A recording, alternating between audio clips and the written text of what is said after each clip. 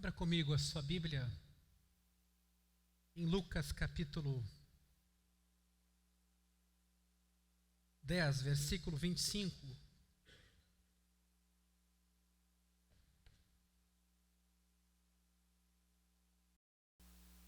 E eis que certo homem, intérprete da lei, se levantou com o objetivo de pôr Jesus à prova. E lhe perguntou: Mestre, que farei para herdar a vida eterna? Então Jesus lhe perguntou: o que está escrito na lei? Como você a entende? A isto ele respondeu: ame o Senhor seu Deus de todo o seu coração, de toda a sua alma, com todas as suas forças e com o seu entendimento todo. E ame o seu próximo como você ama a si mesmo. Então Jesus lhe disse: você respondeu corretamente, faça isto e você viverá. Mas ele, querendo justificar-se, perguntou a Jesus: quem é o meu próximo? Jesus prosseguiu dizendo: um homem descia de Jerusalém para Jericó e caiu nas mãos de alguns ladrões. Estes, depois de lhe tirar a roupa e lhe causar muitos ferimentos, retiraram-se, deixando-o semi-morto. Por casualidade, um sacerdote estava descendo por aquele mesmo caminho e, vendo aquele homem, passou de largo. De igual modo, um levita descia por aquele lugar e, vendo-o, passou de largo. Certo samaritano, que seguia o seu caminho, passou perto do homem. E vendo, compadeceu-se dele. E aproximando-se, fez curativos nos ferimentos dele, aplicando-lhes óleo e vinho. Depois colocou aquele homem sobre o seu próprio animal. Levou-o para uma hospedaria e tratou dele. No dia seguinte, separou 2 denários e os entregou ao hospedeiro, dizendo: cuide deste homem. E se você gastar algo a mais, farei o reembolso quando eu voltar. Então Jesus perguntou: qual destes 3 lhe parece ter sido o próximo do homem que caiu nas mãos dos ladrões? O intérprete da lei respondeu: o que usou de misericórdia para com ele. Então Jesus lhe disse: vá e faça o mesmo. Na semana passada nós vimos que a misericórdia é um teste para todos nós que nos afirmamos cristãos. Sim, nesse sentido, a calamidade, as inundações vieram para causar dor, mas de alguma maneira para a igreja, e isso a gente vê com os próprios olhos, foi cura. Foi ação do Espírito de colocar a igreja em movimento. Ela que às vezes fica encastelada, protegida, segura, falando numa bolha. Essa calamidade toda não deu para planejar, não deu tempo para se organizar. Simplesmente nós fomos empurrados para a rua para ajudar, para servir e para abraçar. Aliás, quando eu olho aquelas roupas lá no fundo, queria dizer a vocês que ainda tem muita coisa para ser doada. E uma das coisas que a gente está pensando em fazer, tem uma praça aqui, nesse bairro, um pouco mais adiante, onde eles têm uma feira nas quartas-feiras. Muito possivelmente nós estaremos lá como igreja com essas roupas, para fazer um tipo de brechó, valor muito simbólico, mas o nosso intento em estar lá é ir à comunidade, visitar essa região. Tem muita gente necessitada.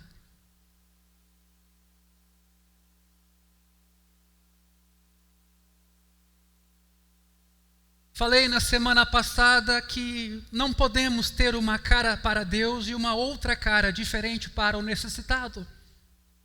E foi nesse sentido que Jesus, em Mateus 25, disse que todo aquele que ajudou um desnudo, um preso, um vulnerável, alguém em fragilidade, de certa maneira esteve visitando Jesus, se fez aquilo pelos motivos certos, no espírito adequado.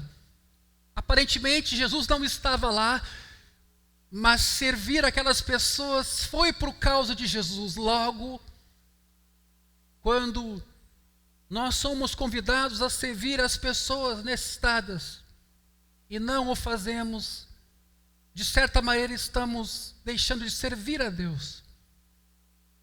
E isso mostra que a gente às vezes tem duas faces. A prática da misericórdia não é novidade no Novo Testamento.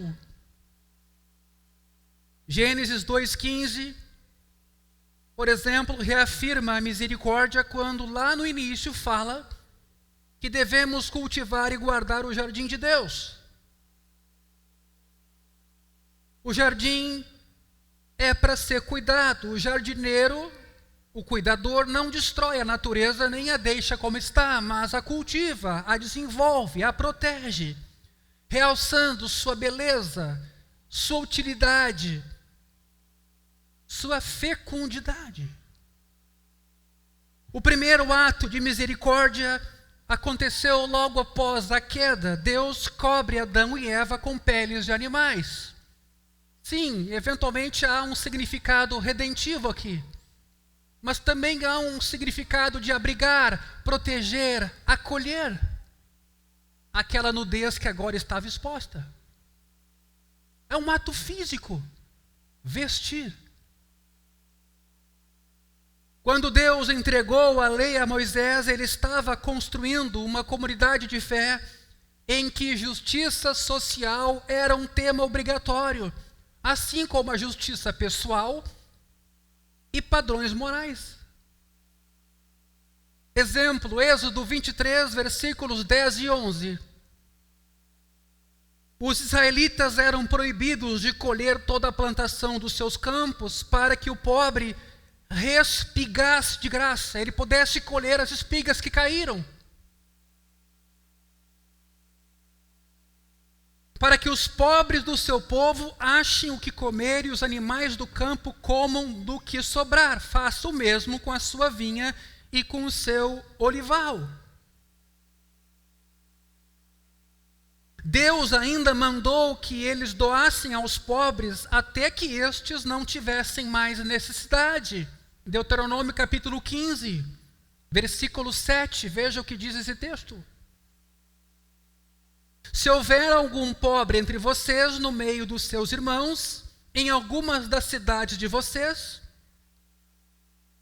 não endureçam o seu coração, nem fechem as mãos a seu compatriota pobre. Adiante. Pelo contrário, devem abrir a mão para ele e lhe emprestar o que lhe falta, tudo aquilo de que tiver necessidade. Adiante. Tenham cuidado para que não haja pensamento vil em seu coração e vocês digam: está próximo o 7º ano, o ano do perdão das dívidas, fazendo com que os olhos de vocês sejam malignos para com seu compatriota pobre e vocês não lhe deem nada. E ele clame ao Senhor contra vocês e vocês sejam culpados do pecado. Vocês devem dar livremente, sem maldade no coração, quando lhe derem o que ele precisa, porque por isso o Senhor seu Deus os abençoará em todas as suas obras e em tudo o que vocês empreenderem. Pois nunca deixará de haver pobres na terra. E a leitura que muitos fazem parando aqui é: não tem o que fazer. Essa é a realidade. Não é esse o sentido do texto, que inclusive é um texto que Jesus resgata. Por isso eu ordeno a vocês que livremente abram a mão para o seu compatriota, para o necessitado, para o pobre, que vive na terra de vocês. Então, quando Jesus resgata esse texto, é nesse contexto. Não é de que o mal é inevitável, ele é, mas ele não é inevitável no sentido de que eu não possa fazer algo a respeito.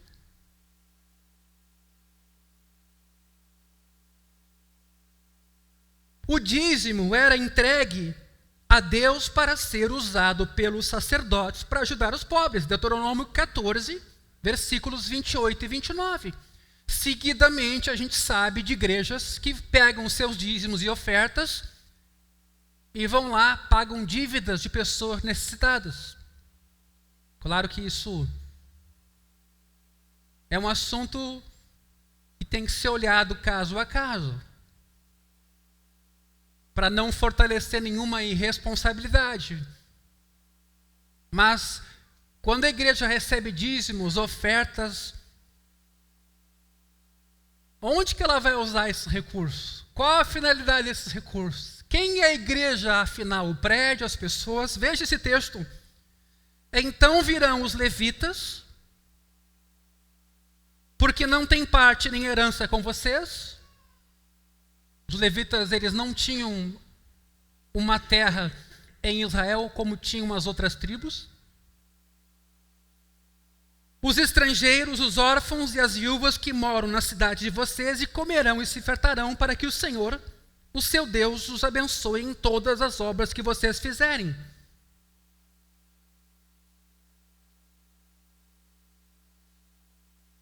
A lei de Deus exigia que o pobre recebesse mais do que uma simples esmola. Quando um escravo ficava livre da dívida e da servidão, ele não poderia ser mandado embora de mãos vazias. Deveria receber trigo ou um rebanho do antigo senhor para que ele pudesse se tornar independente financeiramente. Deuteronômio 15, versículo 12 em diante. Veja. Se um dos seus compatriotas, hebreu ou hebreia, for vendido a você como escravo, ele trabalhará para você durante 6 anos, mas no 7º ano você lhe dará liberdade. E quando você o puser em liberdade, não o mande embora de mãos vazias. Liberalmente você lhe deve fornecer animais do seu rebanho e do produto da sua eira e do seu lagar, daquilo com que o Senhor, seu Deus, o tiver abençoado. Esse é o princípio, meus irmãos, da bênção que Deus dá, para que ela se reverta em generosidade. Lembre-se de que você foi escravo na terra do Egito e de que o Senhor, seu Deus, o resgatou. Olha a conscientização agora que Deus faz sobre a realidade do povo. Por isso, hoje estou dando esta ordem a você. Meus irmãos, nos últimos anos ouvimos cada vez mais o ensino bíblico de que cada cristão é um ministro de Deus, um sacerdote. Somos chamados sacerdócio real. Na reforma, inclusive, este foi um tópico muito destacado. O sacerdócio universal dos crentes. O mediador de todos eles é Cristo. Não um papa, não um pastor, Cristo. Mas apesar de nem todos os cristãos serem pregadores ou apologetas sofisticados, todos nós somos chamados a testemunhar de Jesus.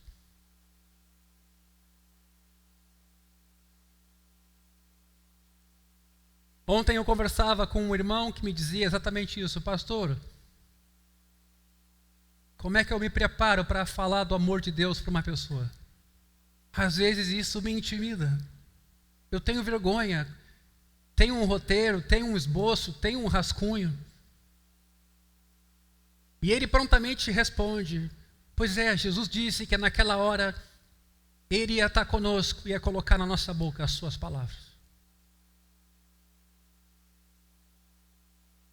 Apesar de nem todos serem psicólogos ou conselheiros habilidosos, todos devem socorrer o próximo. Esses irmãos, quem sabe, que estão nas casas com lava-jato, talvez nunca fizeram isso antes. Nunca conduziram um reboque.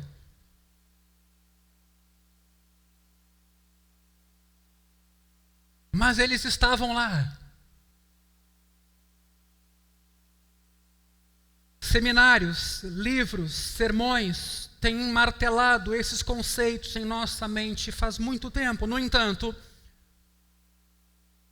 ao menos em uma área, o ministério de misericórdia, a igreja acabou deixando esse trabalho para os supostos entendidos, um grupo especial.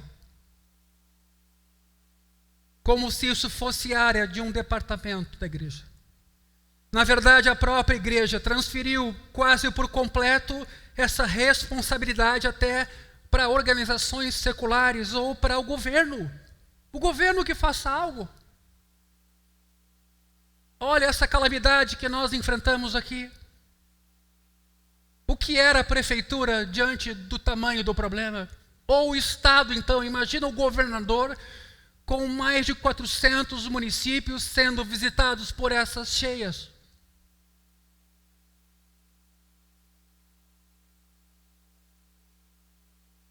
Mas nós fizemos isso, nós terceirizamos. Muitos cristãos não conseguem definir, inclusive com clareza, essa tarefa. Embora possam compreender muito bem os ministérios de evangelização, a música, a educação das crianças, jovens e adolescentes, o ensino de forma geral. Mas talvez a maioria de nós não busca compreender o ensino bíblico de que todos os cristãos devem ter o seu próprio, escute, ministério de misericórdia. Este não é um tópico para entendidos. Nós até podemos ter pessoas em nosso meio que são assistentes sociais, que podem nos ajudar a organizar melhor essa tarefa. Mas o ministério de misericórdia é um convite a todos nós. Veja o versículo 34 e 35 do texto que acabamos de ler. E aproximando-se, Lucas 10, 34 e 35, fez curativos nos ferimentos dele, aplicando-lhes óleo e vinho. Depois colocou aquele homem sobre o seu próprio animal, levou-o para uma hospedaria e tratou dele. No dia seguinte separou 2 denários e entregou ao hospedeiro, dizendo: cuide deste homem, e se você gastar algo a mais, farei o reembolso quando eu voltar. O samaritano era um estranho para um judeu. Mas veja aqui como ele supre várias necessidades do homem ferido. A primeira ajuda que ele fornece é a presença física. Está lá. Eu quero dizer que todas as vezes que nós estivemos lá, às vezes até sem saber o que falar e até sem ter o que dar, estar lá já é diferente. O texto diz que ele chega perto do homem ferido. As pessoas que passam por situações de impotência se sentem muito desencorajadas. E com a presença, às vezes, de alguém para auxiliar, a coragem vem. O ânimo volta diante da presença de um amigo, ou de alguém que se faz amigo, ou de alguém que se ofereça para defender aquela pessoa vulnerável. A defesa é uma atitude, mas é também um relacionamento, é espelho da obra de Cristo, da obra sacerdotal que se põe diante do Pai como nosso advogado. Você está percebendo isso? Estar junto, se envolver, fazer esse trabalho de mediação, não ser um expert no assunto, mas estar lá. Mas o samaritano também ofereceu outros tipos de ajuda. Providenciou tratamento médico emergencial, transporte até um abrigo. Nessa calamidade aí, você recebeu uma ligação para resolver uma coisa para ontem. Para, por exemplo, abrigar alguém, encontrar uma casa para abrigar alguém. Mas isso era só o começo. Depois que essa pessoa era abrigada, ela precisava ser cuidada. E depois ela precisava voltar para a casa dela. E depois ela tinha que ver o emprego dela. E depois ela tinha que ver os filhos.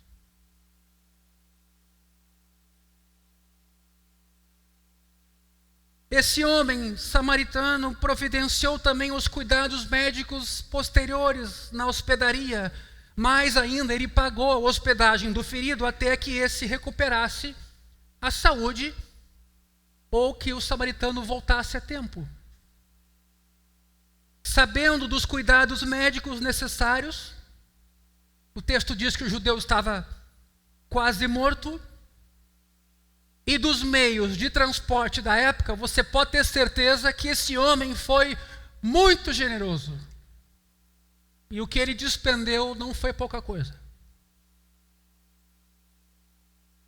O alcance da misericórdia do samaritano, queridos, é amplo. Envolve necessidade física, financeira e emocional. Isso nos leva a definir o ministério de misericórdia da igreja de forma um pouco mais concreta quando temos uma figura aqui. E assim como o amor não é uma coisa desencarnada e se apresenta no dia a dia em ações, o ministério de misericórdia não é só sofrer com os que sofrem, mas parece que vai um pouco além disso. Vai um pouco além, inclusive, de orar.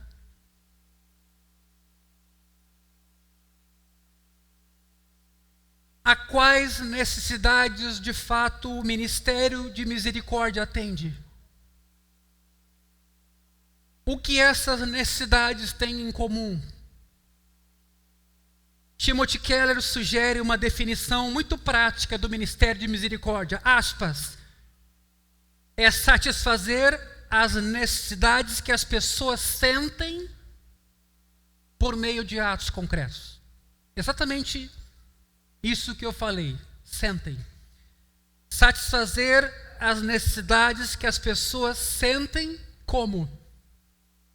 Por meio de atos concretos. Alguém disse no passado o seguinte: a graça se aplica à questão do mérito humano, mas a misericórdia se aplica à questão da aflição humana. A graça vem sobre nós na medida em que nós somos incapazes de nos auto-salvar. Não há mérito suficiente para tanto. Mas a misericórdia se aplica à questão da aflição humana. É um pouco diferente. Teólogos já definiram a misericórdia como o aspecto da natureza de Deus que leva Deus a amenizar o sofrimento e a aflição. Amenizar. Não está dizendo aqui resolver. Essa é uma definição de Herman Bavinck.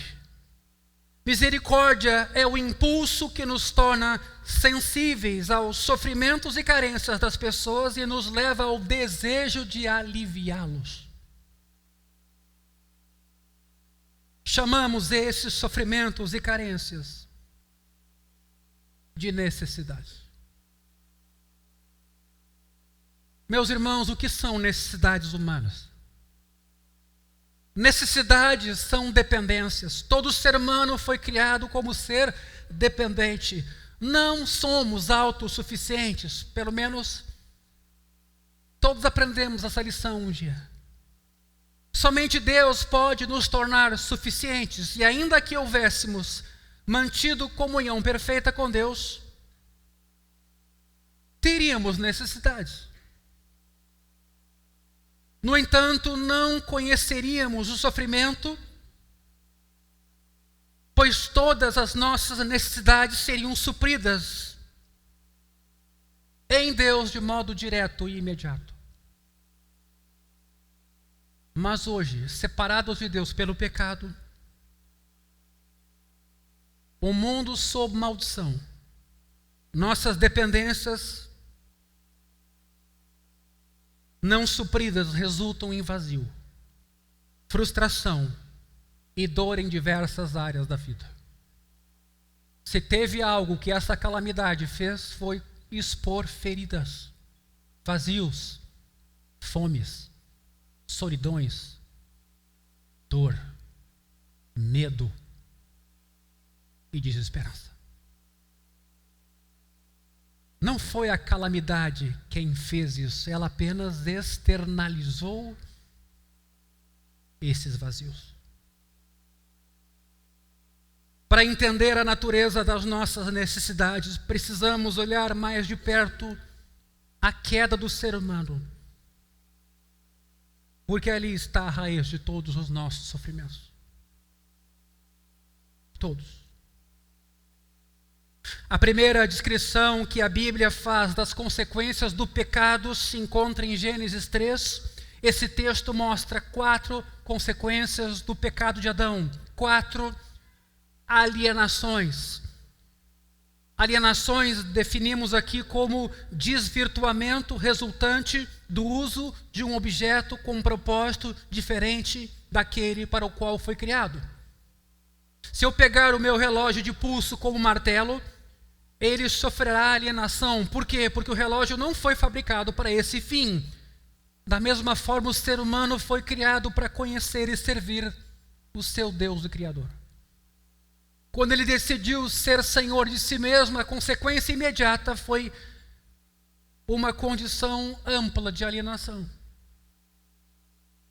Podemos pensar em 4 alienações. Alienação teológica, separação de Deus. Alienação psicológica, separação do nosso eu verdadeiro. Alienação social, incapacidade de conviver com os outros. E até alienação física. Se refere ao nosso conflito com a desordem e degradação da natureza. Nós deveríamos entrar nesse tópico, mas eu vou fazer um pequeno pulo agora. Porque a promessa é de que em Cristo, mesmo a ordem natural será restaurada. A criação será feita nova. Em Salmos 96, versículo 11, veja o que diz esse texto. Alegrem-se os céus e a terra exulte, ruja o mar e a sua plenitude, alegre-se o campo e tudo o que nele há, cantem de alegria todas as árvores do bosque, na presença do Senhor, porque vem julgar a terra. Julgará o mundo com justiça e os povos de acordo com a sua fidelidade. Lemos aqui o que acontecerá quando Jesus voltar para julgar e governar a terra. É disso que Paulo está falando quando escreve em Romanos 8, 21, na esperança de que também a própria criação será libertada do cativeiro da degeneração para a liberdade da glória dos filhos de Deus. Paulo, então, aqui se refere a esse último dia, quando finalmente nos veremos diante do Senhor e conheceremos a liberdade de estar totalmente submissos ao seu reinado. Não haverá mais pecado.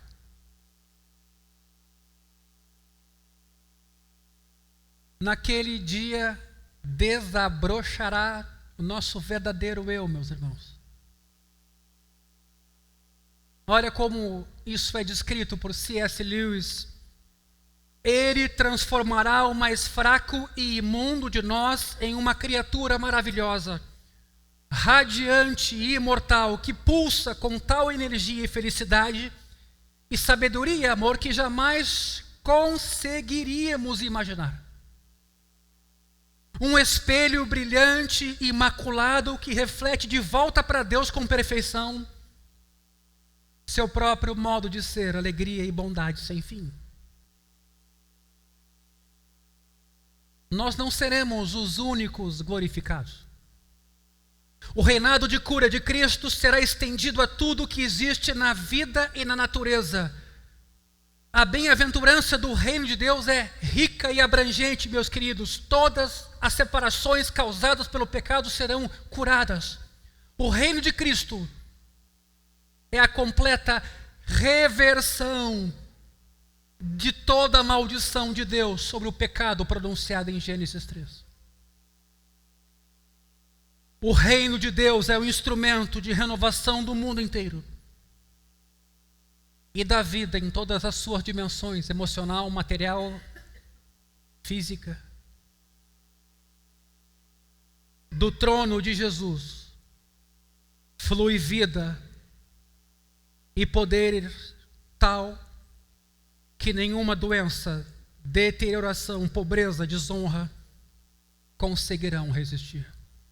Essa é a nossa esperança. Mas o que faz a igreja hoje? Se o ministério do reino é restaurar as consequências do pecado em todas as áreas da vida, então a igreja deve usar intencionalmente os seus recursos para ministrar em cada uma dessas áreas, antecipando o reino que virá e que será pleno. Não devemos somente evangelizar como muitos pensam. Devemos ser um corpo que oferece serviço completo. Isso significa todo tipo de ajuda. Isso fica claro por meio de uma rápida consideração do relacionamento da igreja com o reino de Deus. Primeiro, Deus criou o mundo para estar debaixo do seu governo e autoridade.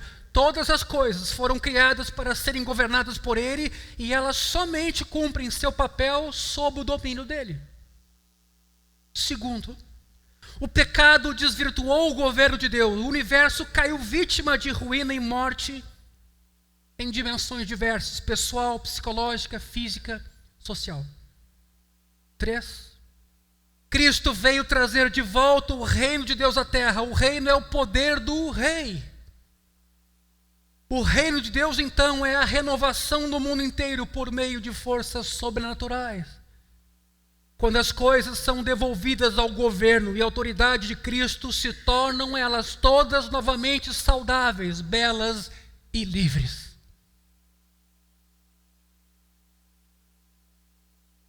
O reino de Deus vem em duas etapas, queridos. Ele se estabelecerá total e completamente na segunda vinda de Jesus. Porém, já chegou parcialmente na primeira vinda. Lucas 17, versículo 20, diz: indagado pelos fariseus sobre quando viria o reino de Deus, Jesus lhes respondeu: o reino de Deus não vem com visível aparência, nem dirão, ele está aqui, ou lá está ele, porque o reino de Deus está entre vocês. Nós entramos no reino de Deus agora por meio de fé, arrependimento, por meio do novo nascimento. Deus está presente e o reino de Deus está presente onde o Espírito Santo está presente em poder. João 3,5. Jesus respondeu: em verdade lhes digo, quem não nascer da água e do Espírito não pode entrar no reino de Deus. Isso aconteceu com muitos de nós. Romanos 14:17, porque o reino de Deus não é comida nem bebida, mas justiça, paz e alegria no Espírito Santo. Note a relação do reino de Deus com o Espírito Santo, nas duas passagens. O reino de Deus, meus queridos, é poder régio de Deus, que cura toda a maldição do pecado. É poder que satisfaz necessidades também psicológicas, sociais, de relacionamento, físicas, doenças do povo de Deus, levando a bênção real do Senhor aonde a maldição se encontra. Veja Mateus 12:28. Se porém eu expulso os demônios pelo Espírito de Deus, certamente é chegado o reino de Deus sobre você. Está percebendo essa dimensão do reino presente, dissuadindo o mal iniciando a restauração das coisas. Lucas 12, 32. Não tenha medo, ó pequenino rebanho, porque o Pai de vocês se agradou em dar-lhes o seu reino. Vendam os seus bens e deem esmola, façam para vocês mesmos bolsas que não desgastem, tesouro inesgotável nos céus, onde o ladrão não chega, nem a traça corrói. Francis Schaeffer explica como o reino de Deus se faz presente. Ele diz que como o reino está presente, embora não totalmente, deveremos todos esperar cura substancial, mas não necessariamente cura completa em todas as áreas da vida.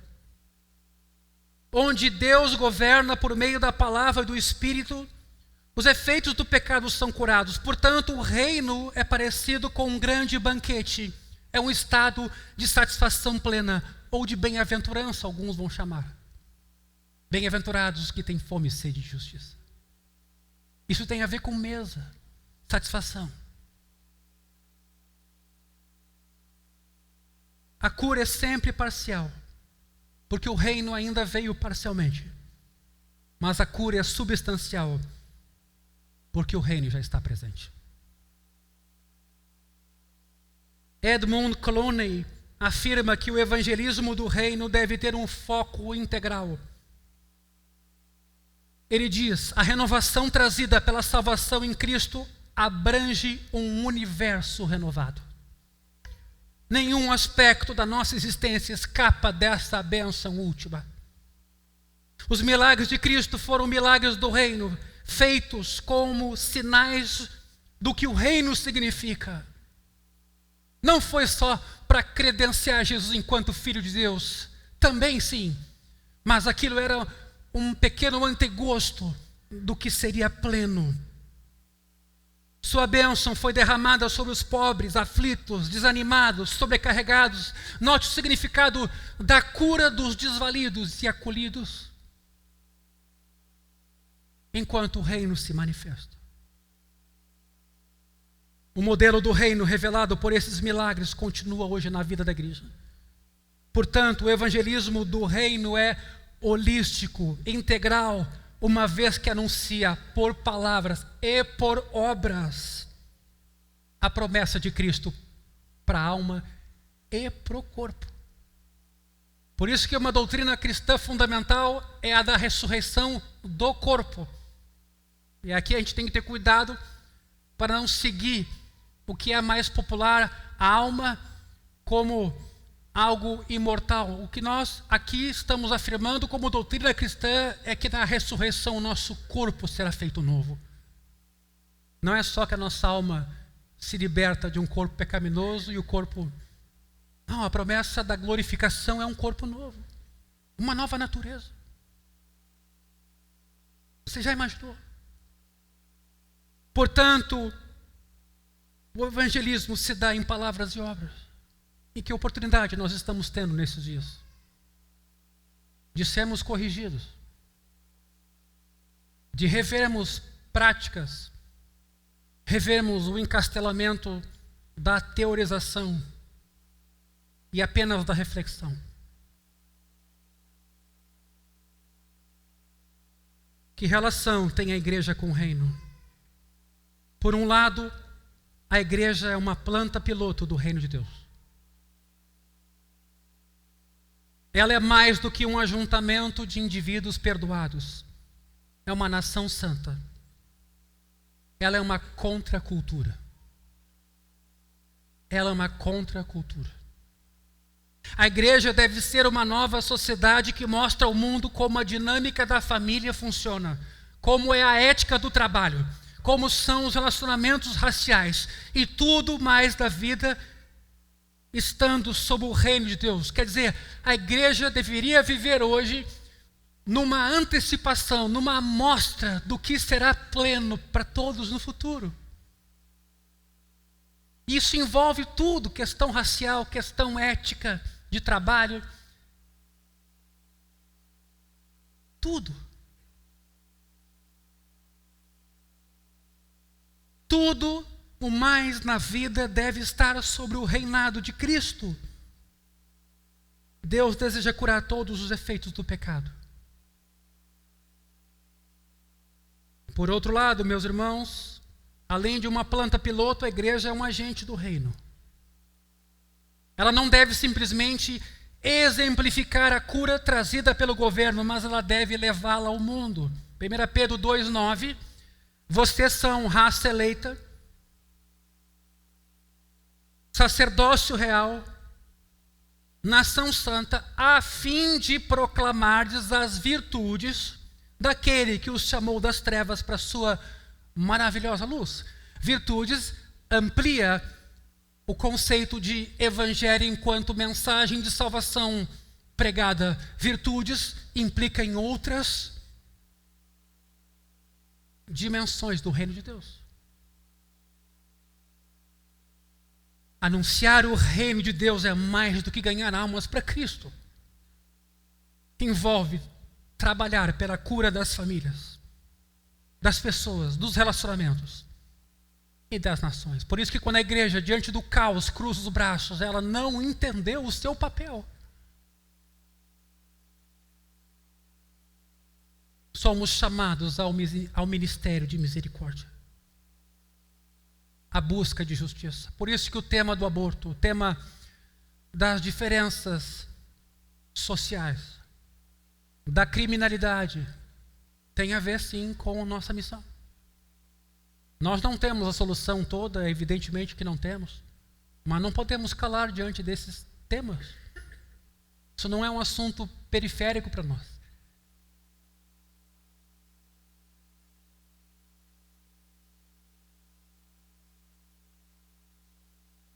Ser um agente do reino significa edificar vidas, relacionamentos, instituições, comunidades de acordo com a autoridade de Deus e assim promover a bem-aventurança do reino. Eu queria não só que nós orássemos nessa manhã, que agradecêssemos tudo que pela graça de Deus foi feito, mas orar para que a gente continue aproveitando essa oportunidade que Deus está dando para todos nós, de inclusive estarmos mais próximos, de sermos mais humanos, de darmos mais valor ao que realmente importa, relevarmos coisas bem periféricas,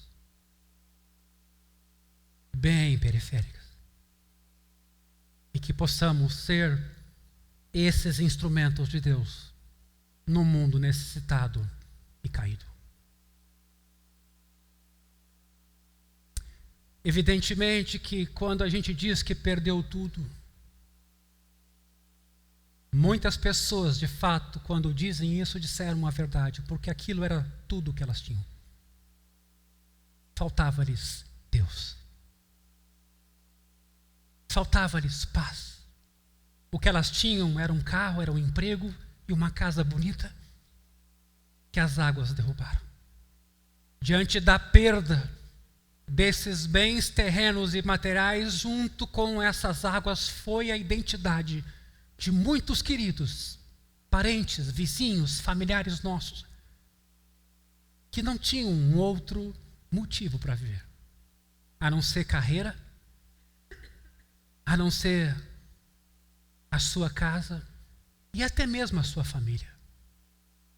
E tudo virou um ídolo. Tanto que na falta desses bens, o nosso mundo se foi. E tudo isso então expõe a nossa necessidade de Deus. Desde sempre aprendemos nas Escrituras que o homem veio do pó e ao pó ele vai voltar. E de que assim como veio ao mundo nu, dele vai sair um dia nu. Tudo aqui é passageiro. Tudo aqui é temporário. Mas a gente, quando ouve isso, não é suficiente. Precisamos passar pela materialização, pela dor, pela perda, pela prova. Deus tem que mostrar para a gente a nossa vulnerabilidade, para que a gente se lembre que só há um bem maior que fica e que não passa, e esse é o nosso Deus. Então, nessa manhã e nesses dias, eu tenho acompanhado como Deus tem trabalhado nas nossas vidas, como Deus tem falado de muitas maneiras, e como nós somos desafiados nesse tempo delicado da vida humana a se compadecer, a deixar de lado uma ideia gnóstica de cristianismo, onde tudo na esfera intelectual, espiritual, e não nos envolvemos com o amor de Deus encarnado, que abriga, que abraça, que ajuda o que está carente de recursos e que serve a Deus.